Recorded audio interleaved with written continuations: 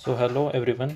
आज हम डिस्कस करेंगे about the Mecca defence pact, जो एक न्यू डेवलपमेंट है जियो पॉलिटिकल एरिना में और जियो स्ट्रेटेजिकली काफ़ी इंपॉर्टेंस रखता है, स्पेशली मिडिल ईस्ट में। जो खाड़ी के देश हैं उसके बीच एक इम्पॉर्टेंट डेवलपमेंट हुआ है, जिसमें एक ट्रायंगुलर डिफेंस पैक्ट हुआ है between Turkey, Pakistan and Saudi Arabia. अभी जो एक पैक्ट हुआ है, इट सीम्स कि ये पैक्ट जो है ये एक 3 कंट्रीज़ हैं उनके बीच में हुआ है, जो कि अलग जोग्राफिकली लोकेटेड है। Turkey is located in between middle east के अंदर एंड यूरोप के साथ साथ। Pakistan is totally located in Asia and Saudi Arabia जो है वो मिडिल ईस्ट का पार्ट है।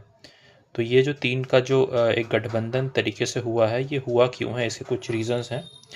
मेन रीज़न तो इसका यही है कि they are mostly searching for a collective जो डेटरेंस पॉलिसी होती है, जैसे कि नाटोज़ में होती है। नाटो के जो एलआई होते हैं या फिर सेंटो होती थी एक टाइम पे उनकी, तो वैसा ये कुछ ऐसा होता है जिसके कारण कलेक्टिव डेटरेंस एक फ़िलासफ़ी बनती है among the states, so that attack on one particular state जो होता है they are considered as an attack on the other state. And ये फिर अगर टर्की पे कोई अटैक होगा तो Pakistan will come to the rescue, और सऊदी पे अटैक होगा तो Pakistan will come to rescue, Pakistan पे होगा तो Saudi will come to its rescue.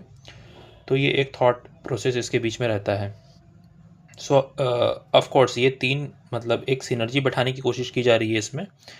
तो सिनर्जी का मेन रीज़न यही होता है, लाइक 2+2 जो होते हैं वो लाइक 22 वाला जो फ़िलासफ़ी होता है, इस फ़िलासफ़ी पे काम करता है।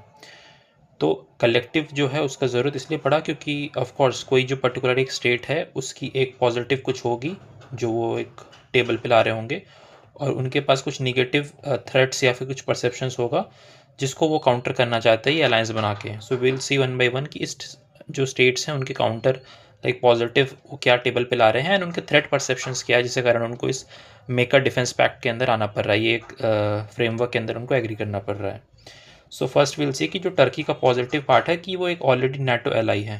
नाटो एलाई होने के कारण क्या होता है कि इतने साल से अगर वो नाटो एलाई है तो ऑब्वियसली जो उसके इंडस्ट्रियल मिलिट्री कॉम्प्लेक्स हैं, जैसे ड्रोन्स का प्रोडक्शन हमने ऑपरेशन सिंदूर में भी देखा था कि ऑपरेशन सिंदूर में the Turkey drones were provided in high number to Pakistan to deter against India. So इसमें क्या होता है कि just because it has NATO ally तो उसके पास एक हिस्ट्री रही है of making military grade drones और मिलिट्री रिलेटेड मिसाइल्स या